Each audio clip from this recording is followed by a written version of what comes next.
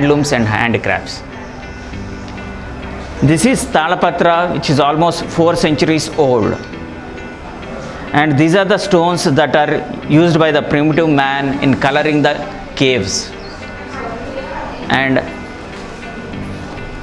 this is a brassware which is used for draining water from cooked rice or any other cooking. And there is a lot of difference for this product and drained normally and drained from this vessel, for the reason that it will sustain the heat and give the enough heat that is required for the product that is cooked. And also it will also allow the excess moisture that is there to get ventilated, as it has got a wide open. So there's a lot of science in between behind all of these products that are displayed, but only thing is we never consider the science that are there, that is existing in the antiques that we have. This is a bell metal product. Just see the sound. So this is more than a century old, and that is the quality of bell metal. But as the time progressed,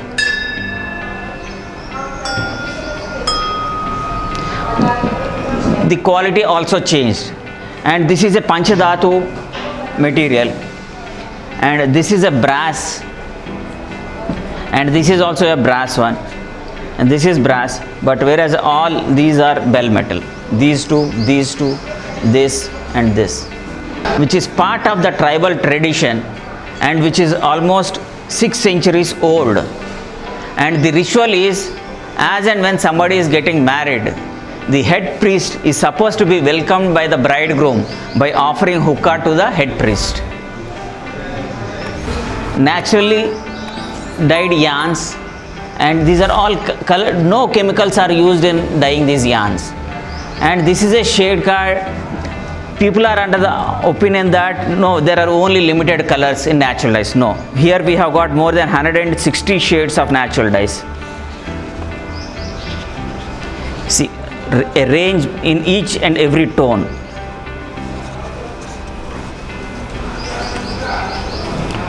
But only thing is, over a period of time, we have not taken enough precautions to really revive them and practice them. These are tried on different fibers, different fabrics successfully.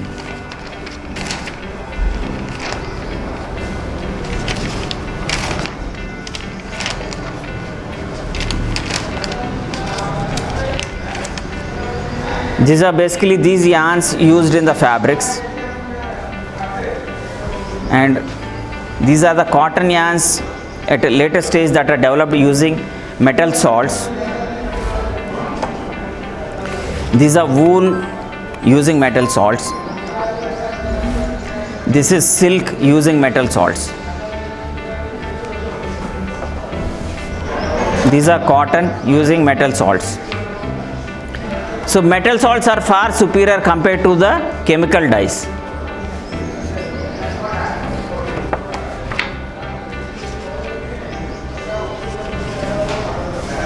But we are not using the altered salts, we are only taking the pure salts. But when it comes to the vegetable dyes, we strictly use vegetable dyes only, we don't use any metal salts. That was the tradition. Here when we are speaking about natural dyes, we have to remember one thing. Our ancestors have painted on the stone, which is we have these replicas in Ajanta Ellora caves or all the ancient temples like Sri Kalahasti temple, Kanchi Kamakshi temple, Madura Meenakshi temple, and so on and so forth.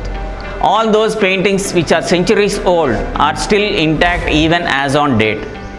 But now, as we have lost the technology, as we can't really replicate what our ancestors have done, the science that behind that, we say that no, these are natural dyes. The tendency is that we lose color. No, we don't follow the correct process.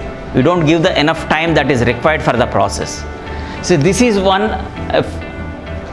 thing that now used as a frame on the wall, basically a wall hanging.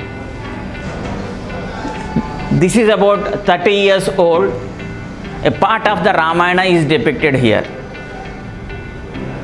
And this is a kalamkari piece which is originally used as part of the screens in storytelling in the olden days. We tried reviving this. This part where the letters are written is again new, because when we were trying to patch it up, we have to use some space here because this part was totally spoiled. Actually, this was a very big piece.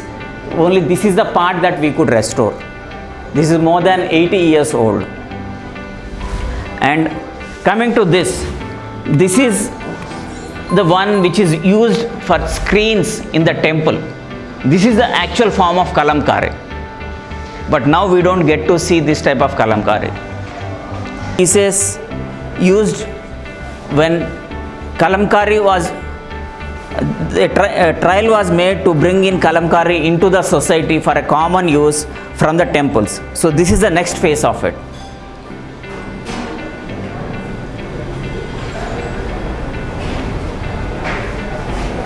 So this is made as a dupatta, the stole for the women.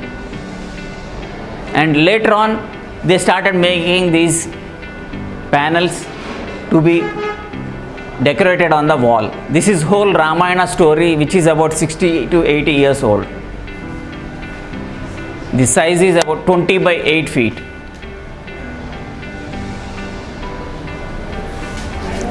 These are all different natural fibers with which we have made fabrics. For example, this is banana fiber. We have made fabric with banana fiber. But the problem is it is not a viable fabric for textile. But people don't realize it.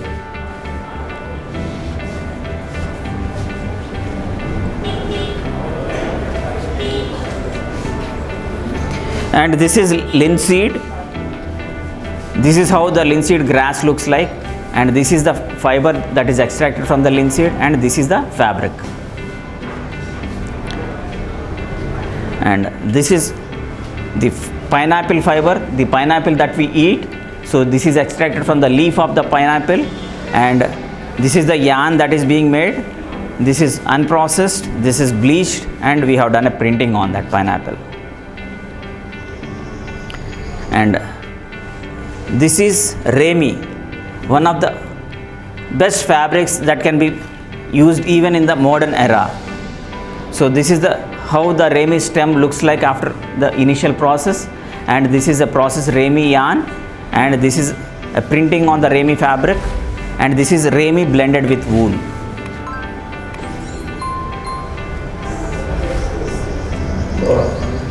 And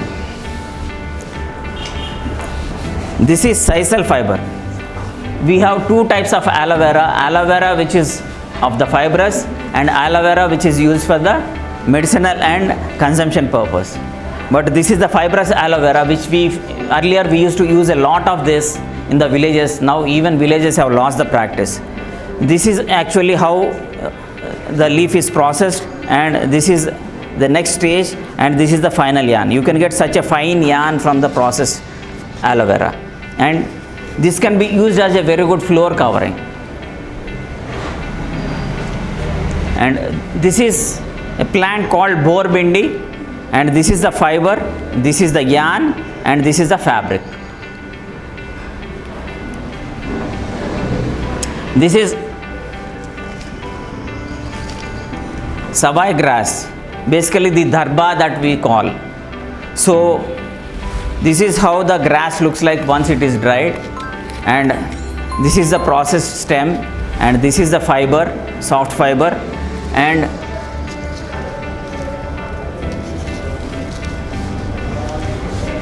these are the artifacts that are made with savai grass.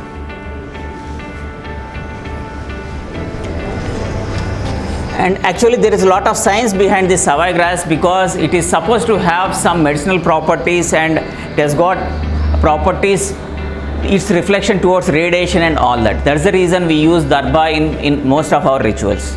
But we don't recognize that. We just say that we have to use darba, and we use it in the most irrelevant way possible. We never understand the science behind that. And this is jute, and this is flax, and this is natural cotton, hand spun. So this is how the khadi yarn is spun. So this is the khadi spindle, hank. and this is mulberry silk, and this is the tussar silk. Not many people know that Telangana has got a tussar silk of its own, and these are the cocoons. These are all from Telangana, different varieties of cocoons, and this is the yarn that is being made out of it, and there are only 20 weavers weaving this fabric, and the lady of the house extract the fiber from this and twists it on her thigh. It is called false twisting, and that yarn is woven and made into a fabric, and this is a fabric that is made using that yarn. The only shortcoming in this is, in fact, that is the beauty of this, it has got very high shrinkage. That is the only thing that people have to understand, and it is 100% pure. The other tussar that you get in the market is mostly mulberry silk being dyed and then sold as tussar silk. Then this is gicha, another type of silk, raw silk. Basically in tussar, the raw silk in tussar is called gicha, and this is noil. This is also from the natural this thing, and this is wool. This is basically pashmina wool, and we have the products in the next table. We will show it later. And this is hemp. We lost the fabric in one of the shows, but this is the yarn, this is the fiber, and this is the yarn. And these are all fine jute silk.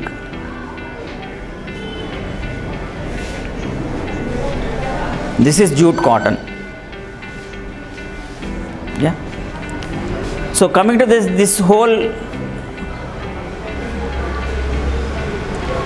section is of wool. So this is normal wool which we tried using. This is Deccan wool. These colored ones, all the three are with Deccan wool. So we tried introducing Deccan wool in the local fabrics here. We were successful, and this is pashmina blended with merino wool. So this is slightly heavier, but this is 100% pashmina. This is very light. It has got a very free fall, and this can withstand minus temperatures, though it is so light and thin. And this is angura, and this is alpaca, this brown one. This is alpaca.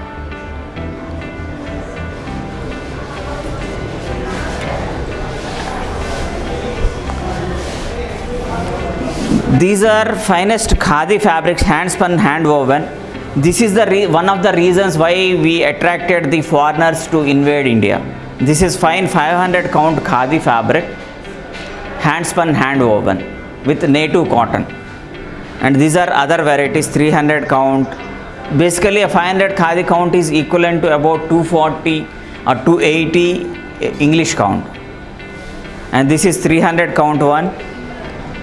And so 300 would be about 240 count, and this is 200 count. These are all khadi, hand spun, hand woven using native cotton fiber. In fact, during our recent works, we came to know that we have different varieties of cotton, native varieties. There is something called Dhanvantri cotton also, which can be used for medical purposes. Then these are the finest Venkatagiri fabrics. This is Venkatagiri tissue. This is that original Venkatagiri checks. These are all in silver zari. This is again Venkatagiri silver zari sari with a motif woven in between. And these are the colored ones. But now Venkatagiri has lost its ground because they migrated to silk, and you don't get these fine Venkatagiri saris anymore. And these are the original khadi saris, how they have changed over a period of time. And this is Mangalgiri sari. This is a cut work fabric wherein it is woven and then cut. This is a later part of the advancement in the weaving, and this is the initial part. This is called bleeding Madras checks, wherein we used to use color. As we migrated from vegetable colors to chemical colors, these were the first fabrics that are being produced, and these are exported. And there is a cut work here again to create this design. This is all hand woven. And this is the next part wherein they made it very simple without the cut work, and this is also part of it, and this is also part of it. Later on, this is being converted to dress material. And these are the original hand spun native cotton from Andhra Pradesh.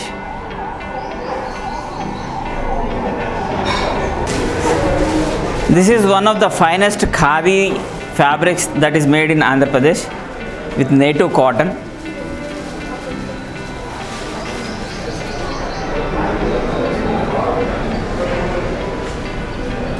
There are hardly about a handful of spinners who are left out who can do this quality, this fine fabric.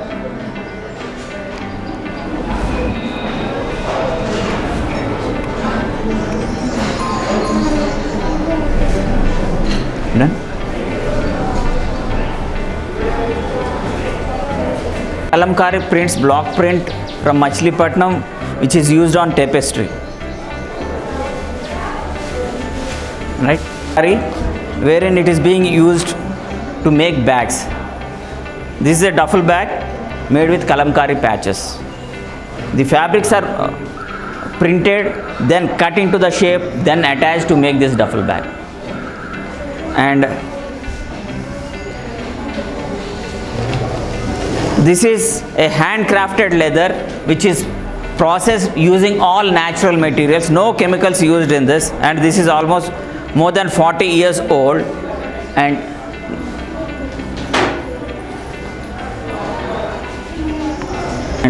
these are handicrafts. This is a handicraft from Indore. They were making these animals and other toys earlier using the leather that was processed naturally, and they used to make real-time figures like this. Now it is migrated to using a paper instead of this real skin and all that. This is a goat skin. It's not any other animal that is harmed. So the goats that were used for the meat, that skin is used in making the toys. And this is a harmonium which is of the 4th generation, still in working condition. And these are Cherial dolls. In this craft, only 7 families are there. And now whatever that they are practicing is only making wall panels. And not many people really know that Cherial also makes dolls. These are actually part of a set of 56 dolls that are used to narrate a story, and we are trying to revive it. And if time comes good, within a year we will be presenting a documentary and also a set of the dolls and all that, and making a presentation.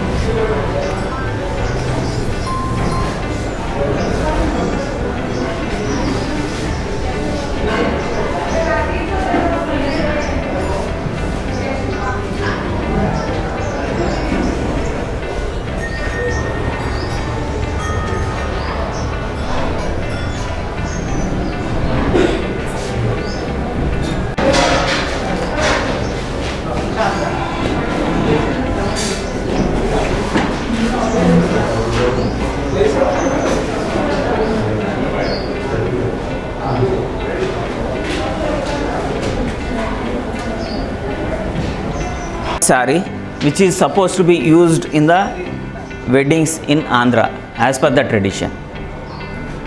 This is again a khadi one, so it can be a khadi or a normal handloom.